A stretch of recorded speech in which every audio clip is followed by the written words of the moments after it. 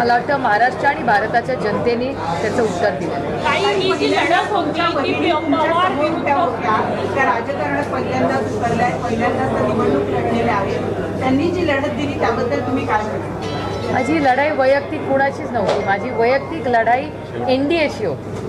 त्याच्यामुळे कोणीतरी कॅन्डिडेट उमेदवार माझ्या विरोधात उभा राहणार तर तो NDAचा कॅन्डिडेट होता माझ्या. ताई, तुम्ही जसं म्हटलंय की भ्रष्टाचार, बेरोजगारी हे महत्त्वाचे मुद्दे होते, महागाई हे महत्त्वाचे मुद्दे होते, पण कुठेतरी मूळ सरकार जे आहे ते या मुद्द्यावरून भरकटत चाललं होतं का? वेगळ्याच मुद्द्यांकडे ही लढाई जी आहे ती नेण्याचा प्रयत्न केला गेला होता का? आता जे त्यांनी केलं ते केलं, आम्ही आमचे मुद्दे सोडले नाही.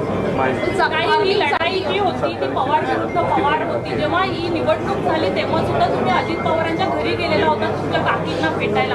आता हा विजय झाल्यानंतर तुम्ही अजित पवारांना आणि तुमच्या बहिणींना काय सांगा? मी त्यांच्या घरी नाही, मी माझ्या घरी गेले होते. ते पवार फॅमिलीचं घर आहे. जेवढं माझं घर आहे तेवढंच रोहितचं आहे, तेवढंच रेवतीचं आहे. आमच्या सगळ्यांचं फॅमिलीचं घर आहे. ते वैयक्तिक कोणाचंच घर नाही. तुम्ही काय आणि माझ्या काकी राहतात त्याच्यामुळे माझ्या काकींचं घर आहे. तिथून तुमचं अभिनंदन करण्यात आलं. तुम्ही काय सांगाल आता अजित पवारांना आणि सुनेत्रांना? माझ्यापेक्षा दोघं वयाने खूप मोठे आहेत, वयाने पण मोठे आहेत आणि नात्यानेही मोठे आहेत. तुम्हाला वाटतं की नात्यांचा वापर या राजकारणामध्ये काही अदृश्य शक्तीने करण्याचा प्रयत्न केला? अदृश्य शक्ती काय काय करू शकते आपण सगळ्यांनी पाहिलेलंच आहे. त्याच्यामुळे आता अदृश्य शक्ती त्याबद्दल अजून काही मी बोलणं मला वाटत नाही संयुक्तिक राहील.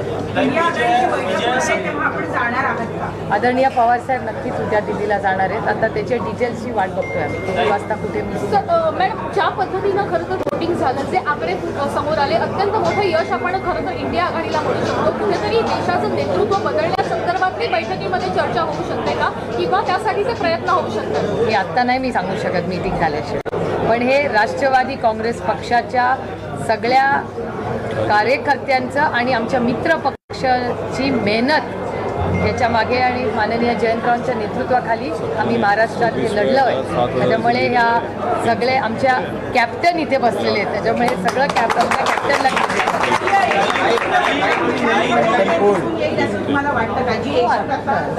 कालही होती, आजही आणि उद्याही राहील.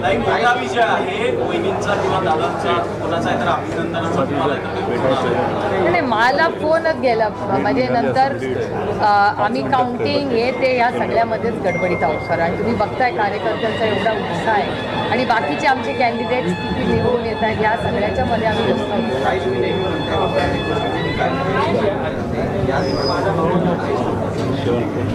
श्रमलेल्या बापासाठी लेक नारळाचं पाणी, लढणाऱ्या लेकीसाठी बाप बुलंद कहाणी.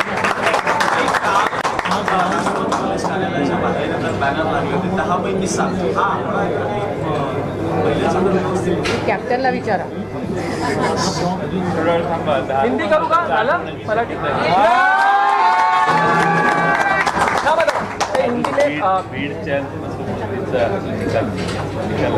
हिंदी में बता दीजिए कि आज जीत पर आपका पहला रिएक्शन, पूरे देश की नजर आपकी कॉन्स्टिट्यूएंसी पे थी, उस जीत पर आपका रिएक्शन, डबल रिएक्शन आता नहीं है तो पूरा क्रेडिट महाविकास आघाड़ी और हमारे जो मित्र पक्ष है और तमाम कार्यकर्ता जिन्होंने मेहनत की उनको जाता है. एक सवाल ये है कि पवार वर्सेस पवार करने की कोशिश की गई. उस वक्त आपने कहा कि ये सब बीजेपी कर रही है, इसके पीछे बीजेपी. अब खुद बीजेपी जो है इस वक्त 240-45 के आसपास है, उनके पास भी वो फिगर नहीं जहाँ वो अकेले के दम पे सरकार बनाए. तो बीजेपी हमेशा प्रेशराइज करती रही. क्या अब लगता है कि परिवार पास आ सकते हैं? अब वो दूरियाँ जो शायद बीजेपी के प्रेशर की वजह से बनी वो कम हो सकती है? एक तो ये लड़ाई वैचारिक थी, ये हमारी कोई फैमिली की लड़ाई नहीं थी. और मेरे ख्याल से कल इंडिया की मीटिंग है कल दिल्ली में, तो तब बहुत सारे और कल तक सारे रिजल्ट आ जाएंगे. उसके बाद हम सब इंडिया आघाड़ी की मीटिंग में जो चर्चा होगी उसके बाद ही इसके बारे में मैं कुछ बोल पाऊँगी. अजित पवार को आप क्या कहना चाहेंगी? जब प्रचार चला तो जिस तरीके की उन्होंने भाषा का इस्तेमाल किया, जिसका कंटेंट उनके भाषण का रहा, वो आपके लिए दुख देने वाला रहा होगा कि इतने स्तर पर तो जाने की ज़रूरत नहीं है. मेरे ख्याल से मुझ पे जो संस्कार हुए अपने उम्र से और ओहदे से बड़े, उनके बारे में कभी कुछ कहना नहीं चाहिए. इसके अलावा ये है कि हम अगर राष्ट्रीय स्तर पर देखें तो उमर अब्दुल्ला हारते हुए हमें नज़र आते हैं. कन्हैया कुमार जो है वो दिल्ली से बहुत तगड़ा टक्कर दे रहे थे, वो नहीं आ जा पाए। आपकी स्थिति इतनी अच्छी नहीं रही दिल्ली में। ये जो पूरा अलायंस जो है अच्छा कर रहा है, लेकिन कई जगहों पे उनको जो कहे कि बहुत अच्छी कोशिश होनी चाहिए, शायद होती हुई नज़र नहीं आई। नहीं, अभी कल जब इंडिया की मीटिंग होगी उस पर हर सीट पे चर्चा होगी और कहाँ कहीं भी अभी देखिए आप भूल रहे हैं कि यूपी में कितना बड़ा अच्छा किया है। तो अखिलेश जी और राहुल जी ने जो काम और प्रियंका जी का बहुत बड़ा कंट्रीब्यूशन था इसमें। तो मैं अखिलेश जी और राहुल जी और प्रियंका जी ने जो यूपी में जादू किया है, ये बहुत अच्छा काम सब ने मिलके किया है।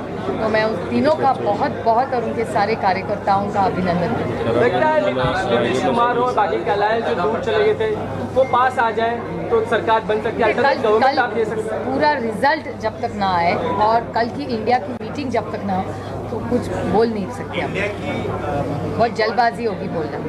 ये भी चर्चाएं चल रही है कि बिहार के मुख्यमंत्री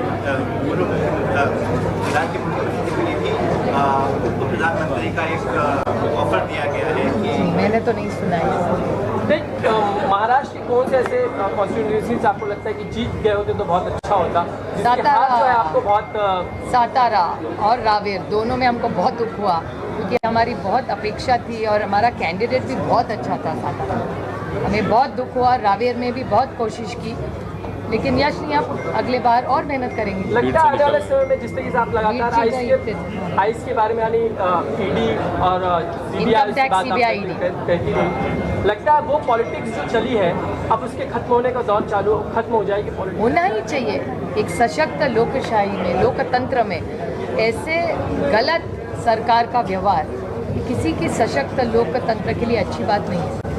इसके अलावा जो हम स्थिति देख रहे हैं, खासकर जिन्होंने पार्टियां तोड़ी, पार्टियां छोड़कर अलग हुए, हम अजित पवार की बात कर रहे हैं, एकनाथ शिंदे की बात कर रहे हैं, लोगों ने उनको सबक सिखाया, ऐसा आपको लगता है? मेरे ख्याल से रिजल्ट आ चुका है। हर चीज़ में टिप्पणी करना कोई ज़रूरी नहीं है। Thank you. बताइए